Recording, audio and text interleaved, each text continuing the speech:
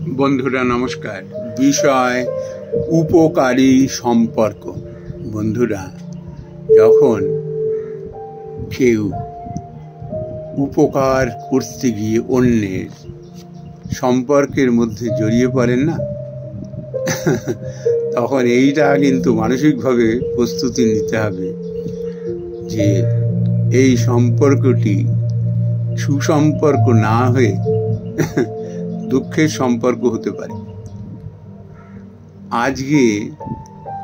আজকে যার আপনি উপকার করলেন, এরপরে কিন্তু তার একটা আপনার উপরে আস্থা, বিশ্বাস, এটা কিন্তু বেড়ে যাবে। আপনার কাছ থেকে যে এক্সপেকটেশন, সেটা কিন্তু তার মধ্যে একটা সৃষ্টি হবে।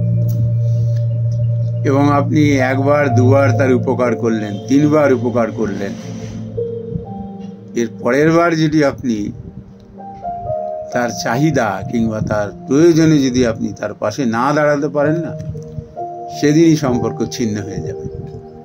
শুধু তাই না, সেই সম্পর্কে তিক্ততা সৃষ্টি হবে। এটা কিন্তু চলতেই থাকবে। এটা একার ক্ষেত্রে নয়, প্রত্যেকটি ক্ষেত্রে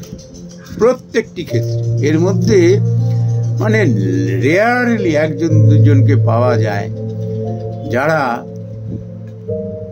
কিন্তু উপকার স্বীকার করতে জানেন।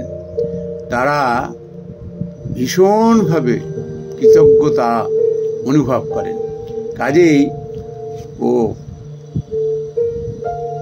পরের বার আপনি তার উপকার করতে পারলেন না, তার জন্য সম্পর্ক ছিন্ন হবে, এটি কিন্তু কখনো তারা ভুলক্রমে মনে আনেন না।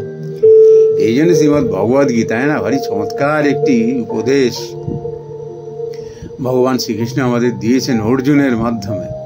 কর্মণ্যেবাধিকারেস্তে মা ফলেষু কদাচন।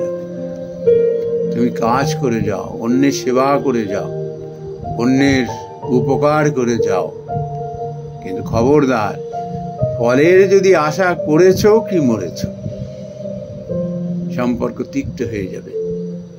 চোখ বুঝে তুমি অন্যের সেবা করো, উপকার করো, প্রতিদানের কথা ভুলে যাও, কি করেছো তার জন্য সেটাও ভুলে যাও।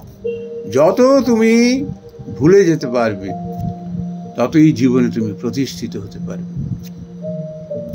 এটি যারা জীবনে মেনে চলেন না, কখনো সে জীবনে অখুশি থাকেন না, অতৃপ্ত থাকেন না, কখনো মনে অশান্তি অনুভব করেন না। নমস্কার বন্ধুরা।